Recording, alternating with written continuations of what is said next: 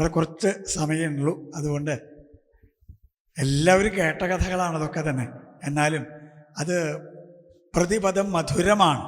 എത്ര ആനന്ദം അത് നമുക്ക് തരിക എന്നറിയില്ല. ഭഗവാൻ ആരാണ് ചോദിക്കുമ്പോൾ മേൽപ്പത്തൂര് പറയില്ലേ, ത്രൈലോക്യ മഹീയസോപി മഹിതം സമ്മോഹനം മോഹനാൽ കാന്തം കാന്തി നിധാനതോപി മധുരം മാധുര്യതുര്യാദപി അല്ലേ. എല്ലാത്തിൻ്റെ അങ്ങേയറ്റത്താണ് ഗുരുവായൂരപ്പൻ നിൽക്കുന്നത്. എല്ലാവർക്കും അറിയണ കഥയാണ്. 2 ചെറിയ കഥകൾ മാത്രമേ ഞാൻ ഇവിടെ പറയുള്ളൂ. ഒന്ന് ഗുരുവായൂരെ നെന്മേനി ഉണ്ണിയുടെ കഥയാണ്. ഗുരുവായൂരപ്പൻ്റെ നടക്കി വെക്കുമ്പോൾ ആ മാഹാത്മ്യം പറയാണ്ട് വയ്യല്ലോ. എല്ലാവർക്കും അറിയണ കഥയാണ്, എന്നാലും പറയാം.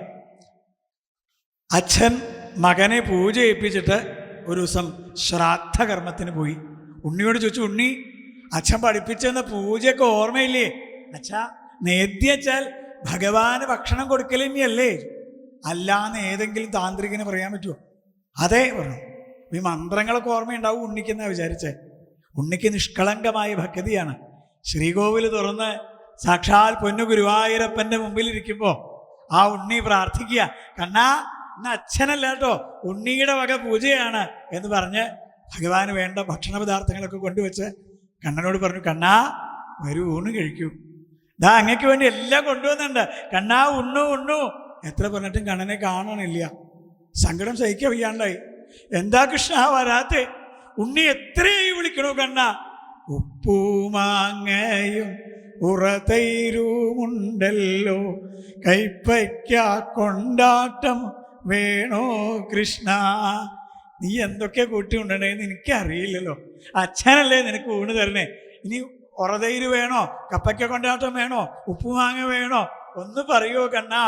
വിളിച്ചിട്ടും കണ്ണൻ അവിടേക്ക് വരണില്ല. ഉണ്ണി അവസാനം പൊട്ടിക്കരഞ്ഞു തുടങ്ങി. എന്താ കണ്ണാ നീ വരാത്തെ? അച്ഛൻ വന്നാൽ എന്നെ തല്ലുമറിഞ്ഞാലും അച്യുതൻ ഊണു കഴിച്ചില്ലെങ്കിൽ. അച്ഛൻ വന്നാലേ ഉണ്ണിക്ക് ഭഗവാന് ചോറ് കൊടുക്കാൻ പറ്റിയില്ല അല്ലേ എന്ന് പറഞ്ഞ് അടിച്ചാൽ അടി കൊള്ളേണ്ടി വരും കണ്ണാ. ആ അടി പോലും എനിക്ക് സങ്കടമല്ല.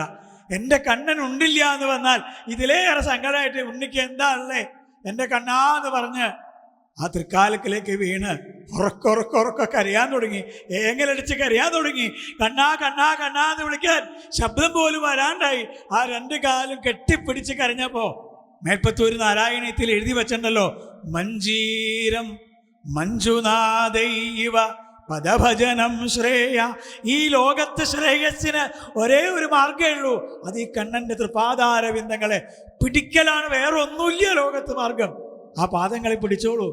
ആചാര്യായ ഭഗവത്പാദർ പറയണു, ഭജ ഗോവിന്ദം ഭജ ഗോവിന്ദം ഗോവിന്ദം ഭജ മൂഢമതേ.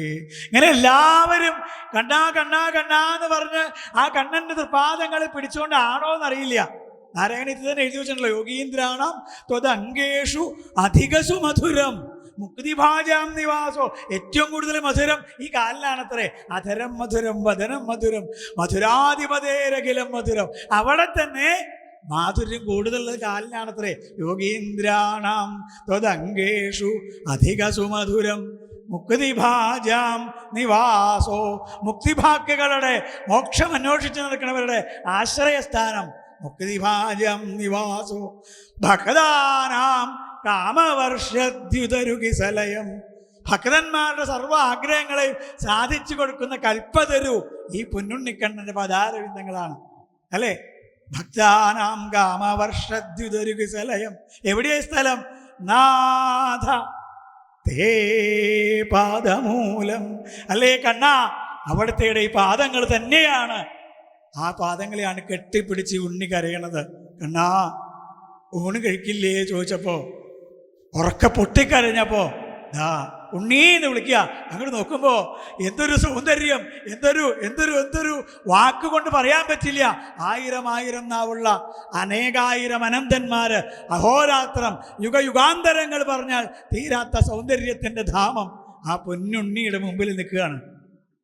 മിന്നും പൊന്നിൻ കിരീടം തരിവള കടകം കാഞ്ചി പൂഞ്ചേലമാല.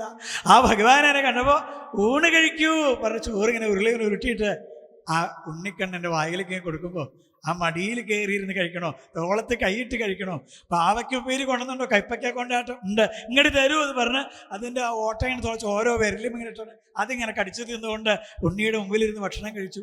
അച്ഛൻ്റെ ആ പൂജ കഴിഞ്ഞ് ശ്രാദ്ധകർമ്മങ്ങളൊക്കെ കഴിഞ്ഞ് രാത്രി വന്നു. ചോദിച്ചു, ഉണ്ണിയുടെ പൂജയൊക്കെ കേമായോ എന്ന് കഴകക്കാരോട്. അപ്പോൾ കഴകക്കാർ പറഞ്ഞു, ഗംഭീരമായി പൂജ.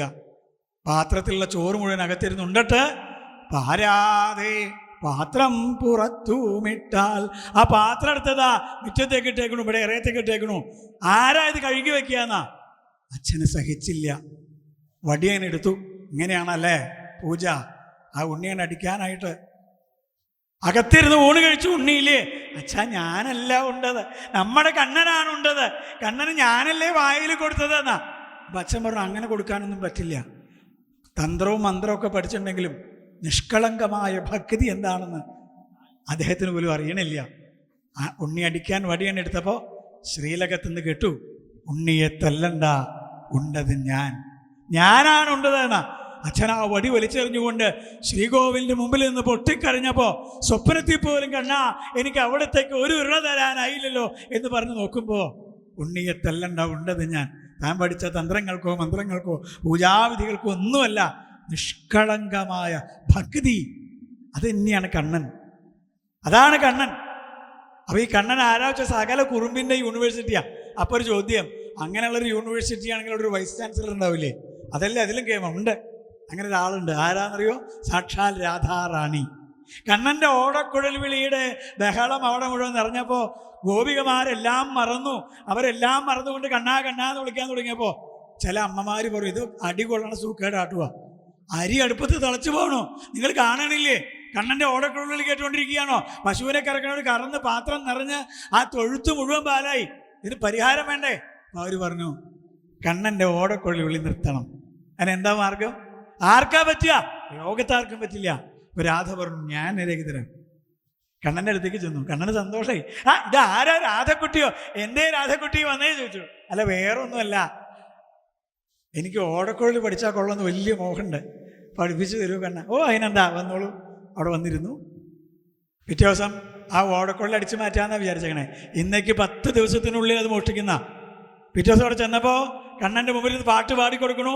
സരേ ഗമ പദ നീ പാടിക്കൊടുക്കുക.